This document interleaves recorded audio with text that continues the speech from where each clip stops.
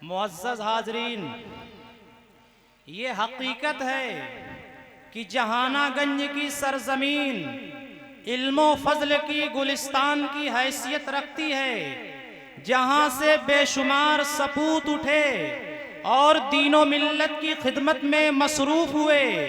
मगर आज हम जिस शख्सियत को दावत देने जा रहे हैं वो इस गुलिस्तान का वो खुशबूदार फूल है जिनकी इल्मी महक दूर दराज इलाकों तक फैल रही है। जहानागंज का ये आलिम रब्बानी इस वक्त जामिया इस्लामिया इशाअतुल उलूम अक्कल कुआं की इल्मी फ़ज़ा में चराग़े इल्म रोशन किए हुए है। अपनी तदरीसी बसीरत, इखलास और हकीमाना उस्लूब से नई नस्ल की फिक्री व रूहानी तरबियत फरमा रहा है। यकीनन आप अपने वतन का सरमाया इफ्तिखार और मिल्लत इस्लामिया का कीमती असासा हैं। हज़रत अगर एक तरफ इब्तिदाई दर्जे की किताबें ज़बान अरबी में पढ़ाते हैं तो वहीं आखिरी जमात की किताबें ज़बान उर्दू में भी पढ़ा रहे हैं। गोया कि हज़रत की शख्सियत ये जहानागंज की सरजमीन का एक कीमती असासा और एक कीमती सरमाया है, जिनसे मेरी मुराद हज़रत मौलाना शमशाद अहमद साहब कासमी मदनी उस्ताद तफसीर व फ़िक़्ह जामिया इस्लामिया इशाअतुल उलूम अक्कल कुआं महाराष्ट्र हज़रत वाला को दावत दे रहा हूँ कि तशरीफ़ लाएं और अपनी कीमती नसीहत से हम सामईन को महसूस फरमाएं। इस शेर के साथ हमने देखी है झलक तेरी हंसते हुए तारों में, हमने देखी है झलक तेरी हंसते हुए तारों में, तुम सा कोई फूल नहीं इस बज़्म की बहारों में। हजरत वाला माइक पर।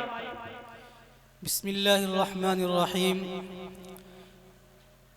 अल्हम्दुलिल्लाहि रब्बिल आलमीन हम्दन यलीक़ु बिशानी वस्सलातु वस्सलामु अला नबिय्यिल करीम सलातन तुंजी वसलामन युंजी व अला आलिहि व अस्हाबिहि अजमईन, अम्मा बाद।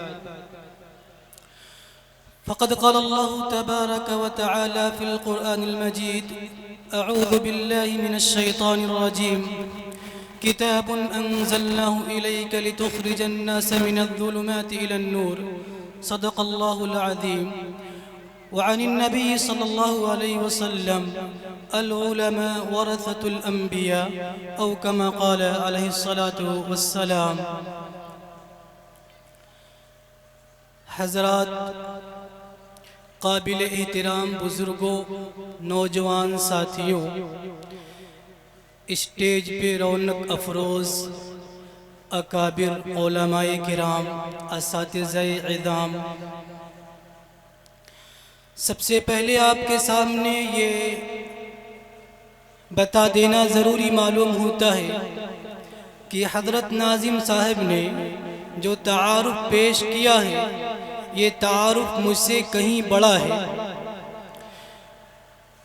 शायद तारुफ़ सुन कर के जिन लोगों ने, जो लोग मुझसे मुतारफ़ नहीं थे, उन्हें लगा होगा कि कोई बड़ी शख्सियत जलवा अफरोज़ होने वाली है, लेकिन इस कुर्सी पे आने के बाद आपको भी लगा होगा कि वो तारुफ़ शायद इस शख्स के मुनासिब लायक नहीं था, उससे कहीं फायक था। बहरहाल आज की ये मजलिस कुरान की निस्बत से मुनाकिद की जा रही है। ये हुफ़ाज़े किराम, ये कुर्राए किराम मुबारकबाद के मुस्तहिक हैं। इनके वालिदैन, इनके सरपरस्त मुबारकबाद के मुस्तहिक हैं। जैसा कि हज़रत सदर साहब ने फरमाया कि आपने अपने बच्चों को कहीं और न डालकर मदरसे में डाला, हिफ्ज़े कुरान के लिए उनको मुंतखब किया। यकीनन ये सआदत की बात है, इसलिए आप मुबारकबाद के मुस्तहिक हैं। हज़रत, इन बच्चों ने कलामे इलाही को अपने सीने में महफूज किया है। ओ कलामे इलाही, ओ कुरान, जिसका छूना तक इबादत है, जिसका पढ़ना इबादत, जिसका पढ़ाना इबादत, जिसका देखना इबादत, जिसका उठाकर ऊपर रखना इबादत, जिसका समझना भी इबादत, समझाना भी इबादत, उस कुरान करीम को इन बच्चों ने अपने सीने में महफूज किया है। और कुछ तलबा ने तजवीद के साथ उसको पढ़ना सीखा है। यकीनन ये मुबारकबाद के मुस्तहिक हैं। आखिरी बात ये कि ये कुरान रब्बे करीम की ज़ात से निकला हुआ कलाम है। इसके आगे कोई बात ही नहीं। आप तमाम बातें कह लीजिए, लेकिन ये आखिरी बात है कि इन तलबा ने अपने सीने में जो महफूज किया है, ये रब्बे करीम की ज़ात से निकला हुआ कलाम है। रब्बे करीम, उसकी ज़ात से निकला हुआ कलाम हमारे सामने दफ्तियों में औरात में मौजूद है, लफ्ज़ों की शक्ल में मौजूद है। ये वही कुरान है, वही कलाम है जो अल्लाह की ज़ात से निकला हुआ है और इन बच्चों ने अपने सीनों में उसको महफूज किया है। अब आप खुद ही फैसला कर लीजिए कि ये बच्चे, ये तलबा, ये हुफ़ाज़े किराम मुबारकबाद के मुस्तहिक हैं या नहीं हैं। यकीनन आपका ज़मीर, आपका दिल ये फैसला करेगा कि ये बच्चे हकीकत में मुबारकबाद के मुस्तहिक हैं। ये बच्चे बड़े सआदतमंद हैं। मेरे मोहतरम बुजुर्गों, अजीज़ साथियों, ये कुरान, जिस कुरान को इन बच्चों ने हिफ्ज़ किया है, ये कुरान ऐसा कुरान है कि जब पढ़ने वाला पढ़ता है तो फरिश्ते आसमान से नाजिल होते हैं उसकी तिलावत को सुनने के लिए, उसकी आवाज़ को सुनने के लिए। हालांकि फरिश्ते हमेशा अल्लाह की इबादत में लगे होते हैं, लेकिन जब कुरान पढ़ा जाता है वो फरिश्ते नाजिल होते हैं। एक सहाबी अपने घर में तहज्जुद में कुरान पढ़ रहे थे। थोड़ी देर बुलंद आवाज़ से पढ़ते, फिर आहिस्ता पढ़ने लगते। फिर ऐसे ही, चूँकि बाजू में उनका घोड़ा बंधा हुआ था, उन्हें ये ख्याल हुआ कि अगर मैं तेज़ पढ़ूँ तो कहीं मेरी आवाज़ से घोड़ा बिदकने न लगे, लिहाजा ये सोचकर आवाज़ को पस्त कर देते। फिर दिल करता कि मैं खुद भी सुनूं, आवाज़ को उठाते, बुलंद करते। इसी तरीके से पढ़ते पढ़ते सुबह हो गई। और जब सुबह होने के बाद अल्लाह के नबी के पास आए तो अल्लाह के नबी से कहा, ऐ अल्लाह के नबी, जब मैंने दुआ ख़त्म की, दुआ से मैं फारिग हुआ तो देखा कि कुछ रोशनियां हैं जो आसमान की तरफ जा रही हैं। अल्लाह के नबी ने फरमाया, ये रोशनियां जो सितारों की शक्ल में नज़र आ रही थीं, ये हकीकत में फरिश्ते थे जो तुम्हारा कुरान सुनने के लिए ज़मीन पर उतरे थे। अल्लाह अकबर। ये वो कुरान है, ये वो कलाम इलाही है जिसे सुनने के लिए फरिश्ते आसमान से ज़मीन पर आ जाते हैं। ज़रा सोचिए, किस कलाम को, किस कुरान को, किस किताब को इन बच्चों ने अपने दिल में महफूज किया है, अपने सीनों में महफूज किया है। यकीनन इनका सीना भी मुनव्वर हो जाएगा। ये कुरान कोई आम किताब नहीं है। ये कुरान नुज़ूल रहमत का सबब है। कुरान कहता है, व इज़ा क़ुरिअल कुरान फ़स्तमिऊ लहू व अंसितू, कि जब कुरान पढ़ा जाए तो तवज्जो लगा के सुनो, दिल से उसकी तरफ हो जाओ, दिल के कान से सुनो। व अंसितू, और खामोश हो जाओ। क्यों? लअल्लकुम तुरहमून, ताकि तुम पर रहम किया जाए। मालूम ये हुआ, कुरान पढ़ने वाला, कुरान सुनने वाला, दोनों के दोनों पर अल्लाह की ख़ास रहमतें नाजिल होती हैं। ये वो कलाम इलाही है, ये वो कुरान है, ये वो किताब है। ये कोई आम किताब नहीं है। तसव्वुर कीजिए, काबिल एहतराम सामईन, ये किताब नुज़ूल रहमत का सबब है। ये किताब इतनी लजीज है, पढ़ने वाला उसकी चाशनी को इस तरीके से महसूस करता है। अगर उसके दिल में ईमान है तो उसकी चाशनी को इस तरीके से महसूस करता है कि दुनिया की चीज़ों को भूल जाता है।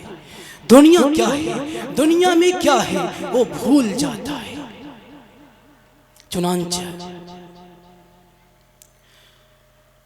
अल्लाह के नबी सल्लल्लाहु अलैहि वसल्लम सहाबे किराम के साथ किसी गज़वे से वापस आ रहे थे। रास्ते में एक जगह पड़ाव डाला, लेकिन रात थी तो ये हुआ कि दो आदमी पहरे पर होने चाहिए। ऐसा न हो कि रात में दुश्मन कहीं से आ जाएं और सब खून मार दें। तो दो सहाबी को अल्लाह के नबी ने मुकर्रर किया कि आप पहरेदारी करेंगे, निगरानी करेंगे। दोनों सहाबी अपनी जगह पर चले गए, लेकिन दोनों ने मशवरा किया कि अगर हम दोनों जागते रहे एक साथ तो मुमकिन है कि आखिरी पहर में रात के आखिरी पहर में नींद आ जाए और फिर पहरेदारी का मकसद फौत हो जाए। तो उन्होंने आपसी मशवरे से ये तय किया कि पहले एक आदमी जागेगा, फिर कुछ देर के बाद दूसरा जागेगा और पहला सो जाएगा। इस तरीके से दोनों ने तय कर लिया। एक सहाबी सो गए, दूसरे सहाबी थोड़ी देर बैठे रहे, लेकिन उन्होंने सोचा कि बैठे बैठे क्या फ़ायदा, नमाज पढ़ लेता हूँ। लिहाजा उन्होंने नमाज शुरू कर दी और नमाज में सूरह कहफ की तिलावत शुरू कर दी। सूरह कहफ पढ़ते रहे। अचानक दुश्मनों का कोई तीर आया और उनके जिस्म में लग गया, खून निकलने लगा। उस वक्त खून से अभी वज़ू का मसला वाज़ेह नहीं हुआ था। फिर दूसरा तीर आया और वो भी जिस्म में लगा और उससे भी खून निकलने लगा। लेकिन आप तिलावत में मस्त हैं, कुरान पढ़ रहे हैं और उसमें मस्त हैं। लेकिन उन्होंने सोचा कहीं ऐसा न हो कि अगर मैं पूरी सूरह पढ़ूं तो दुश्मन आ जाएं और जिस मकसद के लिए हमें मुकर्रर किया गया है वो मकसद हासिल न हो, वो मकसद फौत हो जाए।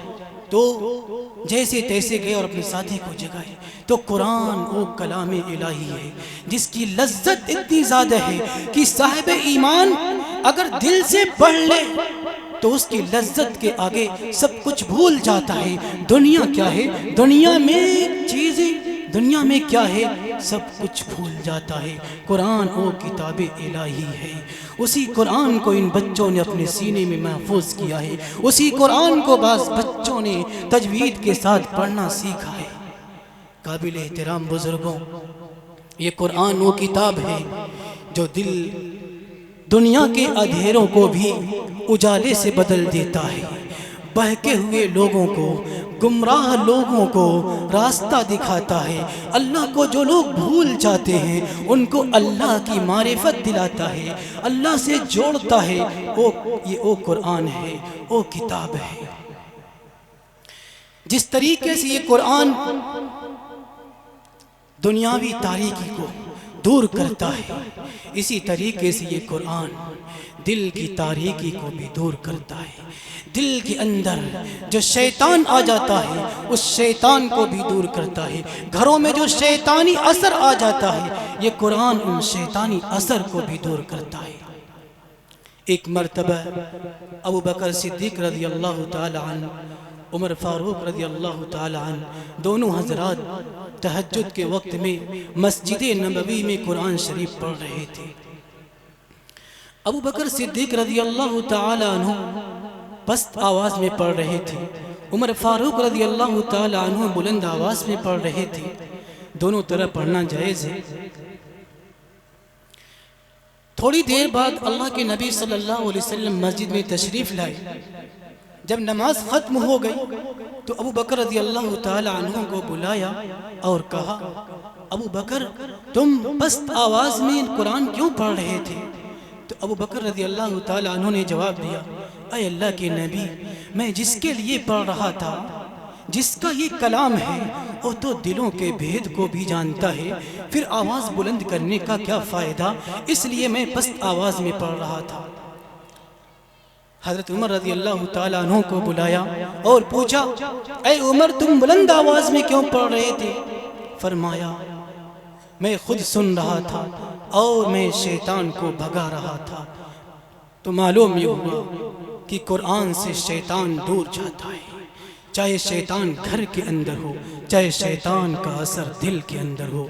अगर कुरान को दिल से पढ़ा जाए, ईमानी जज्बे के साथ पढ़ा जाए, तो वो कुरान वो किताब दिल से शैतानी असर को भी दूर कर देती है। हजरत, इसके फ़ज़ाइल बहुत हैं। कुरान की अज़मत को अगर बयान किया जाए तो पूरी रात नाकाफ़ी है, लेकिन कुछ उन खैरात व बरक़ात में से कुछ बातें, कुछ खैर व बरकत की बातें आपके सामने पेश कर रहा हूँ। कुरान वो कलाम है कि जब इंसान ईमान के साथ अच्छे आवाज़ में तजवीद के साथ तरतील के साथ पढ़ता है तो अल्लाह ताला भी उसके सुनने को पसंद करते हैं। जी, इस कुरान की बरकत से अल्लाह ने एक सहाबी का नाम लिया, उबई बिन काब रज़ी अल्लाह ताला अन्हु, जो उस्तादुल कुर्रा कहे जाते हैं, शानदार कुरान पढ़ते हैं, तिलावत कर रहे थे, कुरान पढ़ रहे थे। अल्लाह के नबी सल्लल्लाहु अलैहि वसल्लम आए और उन्होंने आपको आते हुए देख लिया तो खामोश हो गए। आप सल्लल्लाहु अलैहि वसल्लम ने कहा, पढ़ो। तो उन्होंने कहा, आपके सामने पढ़ूं जबकि कुरान आप पर ही नाजिल किया जा रहा है, आप पर ही कुरान उतरा है और आपके सामने पढ़ूं, ये कैसे हो सकता है? जैसा एक तालिब इल्म उस्ताद के सामने गिरियोजारी, तवाज़ो, खुशू के साथ बातें करता है। अल्लाह के नबी ने फरमाया, पढ़ो, अल्लाह का हुक्म है, पढ़ो। उबई बिन काब ने कहा, अल्लाह सम्मानी, क्या अल्लाह ने मेरा नाम लिया है? अल्लाह के नबी ने फरमाया, नाम अल्लाह सम्माक है। ऐ उबई बिन काब, अल्लाह ने तुम्हारा नाम लेकर कहा है, उबई से कहो कुरान पढ़े। अल्लाहु अकबर, अल्लाहु अकबर। ये कुरान की बरकत है, ये कुरान की अजमत है कि कुरान पढ़ने वाले का नाम आसमानों पर फरिश्तों के साथ साथ अल्लाह भी लेता है। ये कुरान पढ़ने वालों का असर है, ये कुरान पढ़ने वालों की सआदत की बात है उनके लिए। हज़रात, कुरान करीम आम किताब नहीं है, देखने का अंदाज बदल जाए तो कोई आम किताब नहीं है। ये किताब एक ऐसी किताब है जिसके लिए वो एजाज़ात हैं जो किसी और किताब के लिए नहीं है। इस किताब को पढ़ने वाले मुख्तलिफ अंदाज में पढ़ता है। कोई पढ़ता है वक्त दुहा वल्लैल इदा सजा, तो कोई पढ़ता है इदा सजी, कोई पढ़ता है मालिक यौमिद्दीन, कोई पढ़ता है मालिक यौमिद्दीन। इसका अंदाज इतना निराला है कि किसी और किताब का अंदाज उतना निराला नहीं हो सकता है। इस किताब को पढ़ते जाइए, कभी आप उकता नहीं सकते हैं। दुनिया की कोई और किताब लेकर के आइए, 2 बार पढ़िए, अरे कोई और किताब छोड़ दीजिए, माशूक का खत लेकर के आइए, माशूक का पहला लेटर लेकर के आइए, पढ़ते जाइए। कितनी बार पढ़ेंगे? 2 बार पढ़ेंगे, 4 बार पढ़ेंगे, 10 बार पढ़ेंगे। एक दिन आएगा कि उस लेटर से उकता जाएंगे, उस लेटर की ज़रूरत आपको महसूस नहीं होगी।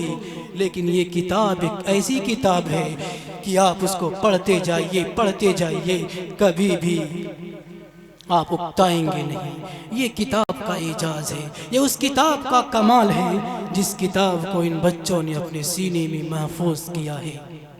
हज़रात, ज़रूरी नहीं है कि इस किताब का असर सिर्फ अरबी जानने वालों के ऊपर हो, बल्कि कितने गैर अरबी दां जिन्हें अरबी की अलिफ से भी, अरबी की आयन से भी वाकिफियत नहीं, लेकिन उनके सामने भी कुरान पढ़ा गया तो उनके ऊपर भी रिक्कत तारी हो गई और मजबूर हो गई इस्लाम कबूल करने के लिए। मिस्र के सदर अब्दुल नासिर जमाल अब्दुल नासिर एक मर्तबा रूस गए हुए थे। तो जो रस्मी मुलाकात होती है, उस मुलाकात के बाद लोग जमा हुए चाय पीने के लिए, असराने के लिए। तो वहाँ पर कुछ लोगों ने उनको दावत दी कि आप हमारे मज़हब में आ जाइए। आप उस वक्त कोई ख़ास जवाब नहीं दे सके, जवाब दिया लेकिन कोई ख़ास मुस्कित जवाब नहीं दे सके। 2 साल बाद इत्तेफाक से फिर आपका मिस्र जाना हुआ, तो आप अब्दुल बासित को लेकर गए। अब्दुल बासित रहमतुल्लाह अलैह फरमाते हैं, जब जमाल अब्दुल नासिर का मेरे पास कि उनकी इत्तला आई, पैगाम आया, तो मैं हैरान और परेशान कि मुझे रूस लेकर क्यों जाना चाहते हैं। बहरहाल उसी हैरानी परेशानी के आलम में मैं उनके साथ रूस गया। फिर दोबारा से रस्मी मुलाकात के बाद जब लोग जमा हुए तो आपने कहा कि अब्दुल बासित इक़रा इक़राइल कुरान, आप कुरान पढ़ना शुरू किए। थोड़ी देर के बाद चंद लोग ऐसे थे जो ज़ारो कतार रो रहे थे। उनसे पूछा गया कि आप क्यों रो रहे हैं, तो उन्होंने कहा मैं पता नहीं, इस कुरान की आवाज़ ने, उसमें ऐसा एक जादू था जिस जादू ने हमें न मालूम किस तरीके से मसहूर कर दिया और हम रोने पर मजबूर हो गए। तो ये कुरान है, ये वो कलाम है। हज़रत, ये कलामुल्लाह बच्चों ने सीखा। एक और इसका ज़ाहिरी असर, जब मैं अक्कल कुआ गया तो वहाँ के असातिज़ा ने बयान किया। जाहिर सी बात है, उनकी आंखों देखा हाल ये वाक़या है कि एक बच्चा जो हिफ्ज़ कर रहा था, उसको सांप ने डस लिया और उसका इंतकाल हो गया। तो घर वालों की इजाज़त से उसको दफन कर दिया गया अक्कल कुआ में। 4-5 महीने के बाद घर वालों को किसी ने वरगलाया होगा, तो उसने फ़ोन किया और फ़ोन करके फिर आया कि मैं इसकी इंक्वायरी कराना चाहता हूँ, मुझे शक है कि इसको मारा गया है। लिहाजा उसने FIR किया और उसकी लाश को निकाला गया। तो लोगों ने देखा कि उस हाफिज़े कुरान की, जो कि हिफ्ज़ की क्लास में था, जिस तरीके से दफन किया गया था, बेआईनी ही उसी शक्ल में मौजूद था। ये कुरान का एजाज़ है, ये कुरान का कमाल है कि उनके जिस्मों को ज़मीन भी नहीं खाती है। हज़रत, कुरान की अज़मत, कुरान के कमालात चंद मिनटों में बयान नहीं किए जा सकते, लेकिन जो कमालात बयान किए गए, अगर उन कमालात में भी थोड़ी देर आदमी गौर करे, तसव्वुर कर ले, तो यकीनन ये कुरान उसकी ज़िंदगी को बदल सकता है।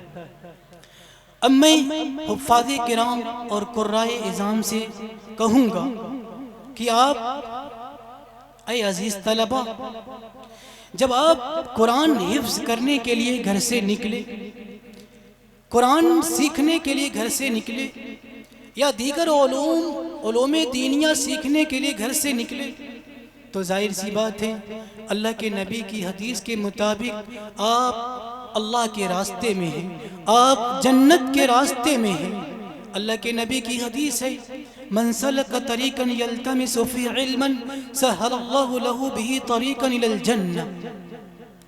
जो इल्म के इरादे से कोई रास्ता तय करता है, जो इल्म के इरादे से कहीं जाता है, तो अल्लाह ताला इल्म की बरकत से, उस इल्म के रास्ते को तय करने की बरकत से जन्नत का रास्ता उसके लिए आसान कर देता है।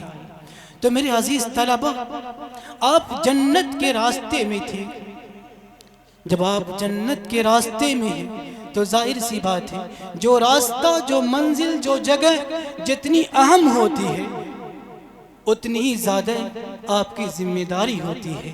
लिहाजा जब आपने कुरान करीम को हिफ्ज़ कर लिया, अपने सीने में महफूज कर लिया, तो आपकी जिम्मेदारी है कि उसको याद रखें, उस पर अमल करें, ताकि महशर के मैदान में आपके वालिदैन की ताजपोशी हो।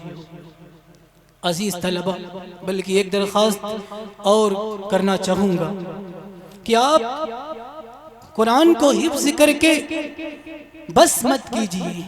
अभी आप सिर्फ आपने कुरान करीम को हिफ्ज़ किया है, उसके मतालिब को समझना, उसके मानी को जानना ये ज़रूरी है, ताकि आप लोगों में जाकर के दीन का काम कर सकें, कुरानी पैगाम को लोगों तक पहुंचा सकें। इसलिए ज़रूरी है कि आप अपने इल्मी सफ़र को जारी रखें। देखिए, बगैर इल्म के आदमी अधूरा होता है। जब तक उसके मानी और मतालिब को नहीं समझेगा, जब तक वो अधूरा है।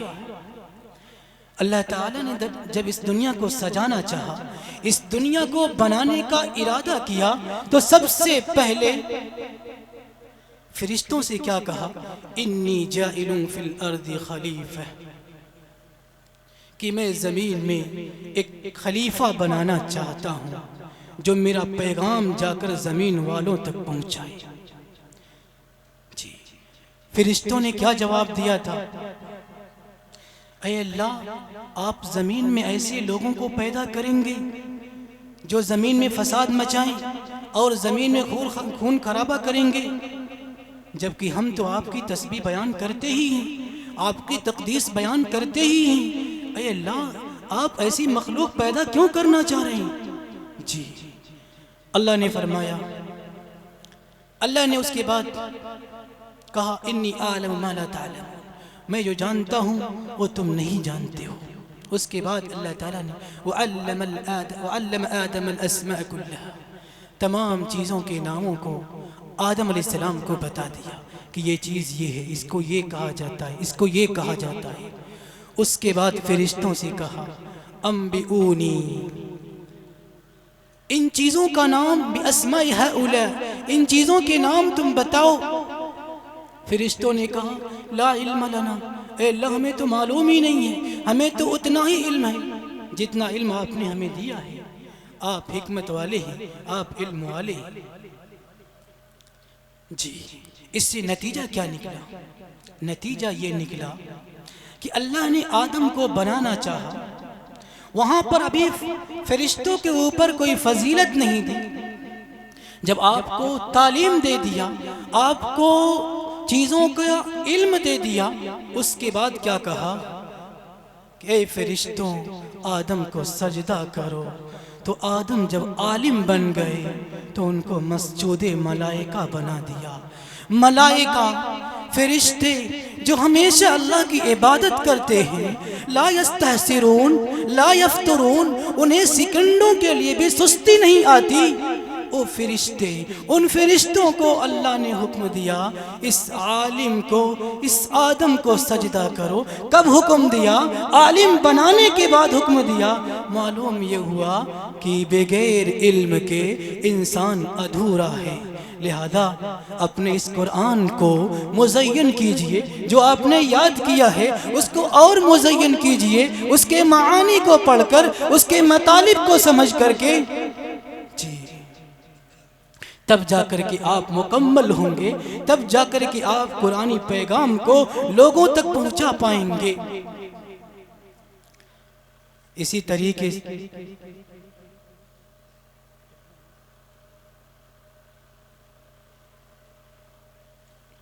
जी, इसी तरह थोड़ा सा हज़रत यूसुफ अलैहिस्सलाम को अल्लाह ने हुस्न भी दिया, इल्म, ख्वाबों की ताबीर का इल्म दिया आपको। लेकिन जब आपको उनके भाइयों ने कुएं में डाल दिया और कुएं से काफिले वालों ने निकाला तो बहुत मामूली कीमत में आपको बेचा। मालूम क्या हुआ? हुस्न की कीमत इल्म के बगैर कुछ भी नहीं है।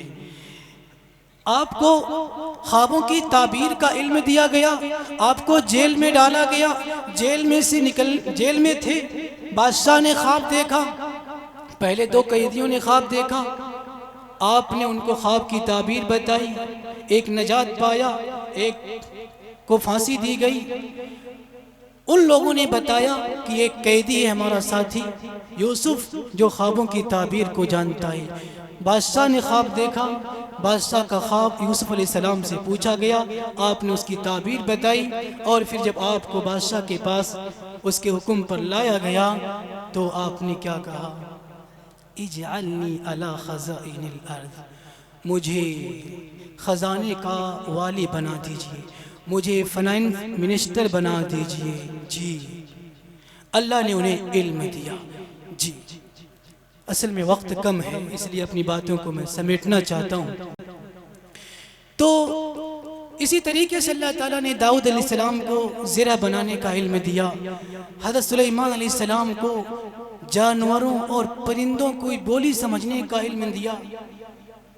तो इन तमाम उलूम का हासिल ये है कि इल्म की बहुत अहमियत है। इल्म के बगैर इंसान कुछ भी नहीं है, कुछ भी नहीं है। एक और जो दिल में बात बहुत दिनों से है, मैं जिम्मेदारान हजरात से ये दरख्वास्त करूँगा कि जिस तरीके से आप इन बच्चों को हाफिज़े कुरान बनाते हैं, जिस तरीके से आप इन बच्चों को कुरान तजवीद के साथ पढ़ना सिखाते हैं, इसी तरीके से हमारी ये जिम्मेदारी होनी चाहिए कि कुछ असरी उलूम से भी वाकिफियत करा दी जाए। माशाअल्लाह 5 तक तो मदरसा चलता है, लेकिन कोशिश की जाए कि इसको 10 तक कर दिया जाए। एक हाफिज़े कुरान बच्चा कम से कम 10वीं की सनद भी लेकर के जाए, या वो बच्चे जो 5 पढ़कर छोड़ देते हैं कम से कम 10 तक पढ़ ले, ताकि लोगों के सामने जाकर उनको बात करने का सलीका आ जाए।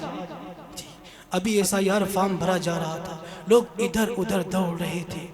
कितने शर्म की बात है, इतना बड़ा कस्बा है और उसमें एक जमात ऐसी नहीं मिली जो लोगों की मदद कर सके, वो जमात जो लोगों के लिए काफ़ी हो जाए। लोगों को परेशानी का सामना करना पड़ता है।